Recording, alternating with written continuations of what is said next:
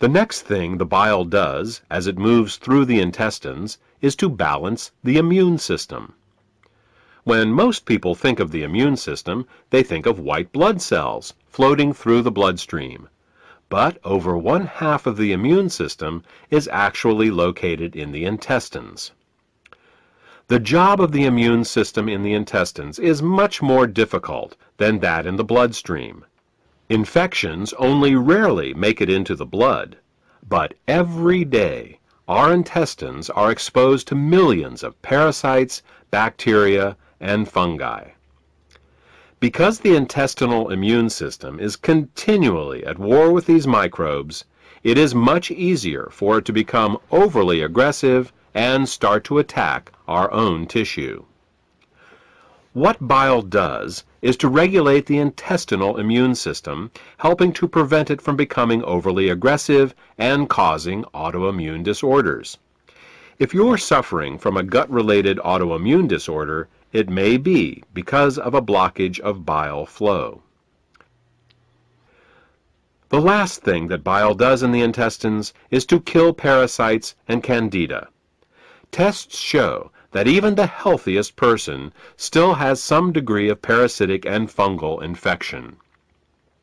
While there are many anti-parasitic and antifungal remedies available in the marketplace, most of them are mildly toxic and therefore unsuitable for daily use. If, however, your bile flow is healthy, then you have a built-in defense against parasites and candida. Well, that about covers what bile does to maintain the health of the intestines, and what happens when bile can't get into the intestines in proper amounts due to the presence of biliary sludge and gallstones. Now, let's turn our attention to what happens when biliary sludge and gallstones cause toxins to back up into the bloodstream. Just as the kidneys remove water-soluble toxins from our bodies, the liver removes fat-soluble toxins from our bodies by putting them into the bile. If the bile gets clogged up due to biliary sludge and/or gallstones, then the fat-soluble toxins can't get out, and they start to build up in the body. One of the first signs that bile is backing up is an increase in cholesterol.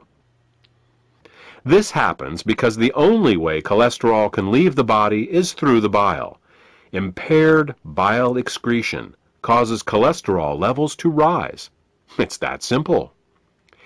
In addition to the levels of cholesterol rising, bilirubin levels can also begin to rise. If they get to be bad enough, you can see the whites of a person's eyes, and sometimes their skin, take on a yellow tint. The technical term for this is jaundice. While an increase in cholesterol and bilirubin levels in the body is easy to recognize, the accumulation of other toxins is not. Literally thousands of toxins and chemicals are processed by the liver for removal through the bile each day. When gallstones and biliary sludge prevent these toxins from leaving the body, they begin to accumulate in the bloodstream and the tissues, causing all sorts of problems. Dissolving gallstones and biliary sludge is an often overlooked but vitally important part of any detoxification program.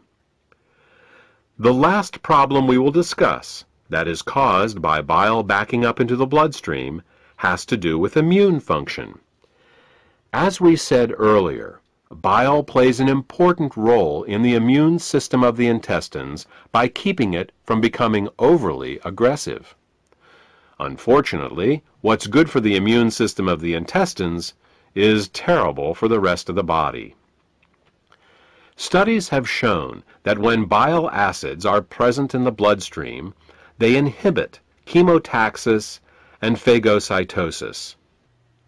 These are fancy words for how well white blood cells can locate, move towards, and swallow infectious microbes. Thus, what starts out as a beneficial immunoregulative action in the intestines becomes an immunosuppressive action in the bloodstream and the tissues. These are all effects of bile backing up in the bloodstream. The final set of problems we will discuss is how biliary sludge and gallstones can affect the neighboring organs. In addition to bile acids backing up into the bloodstream, bile can also back up into the pancreas and liver, where it can cause alkaline burns. This is because the liver, pancreas, and gallbladder all share the same basic plumbing, the common bile duct. There are valves that keep the bile from backing up into the liver and pancreas. If a small stone finds its way into one of these valves, the valve can get stuck in the open position. If this happens, then every time the gallbladder contracts to squeeze the bile into the small intestines, it can also squeeze the bile into the pancreas and the liver, causing caustic alkali burns and irritation. You see, very alkaline substances can burn us just as easily as very acidic ones. And with a pH of 9.5, bile is very alkaline. Mild alkali burns for a short time in these organs may only result in local irritation, but over a long period of time, these alkali burns can cause diabetes, hepatitis, and cancer.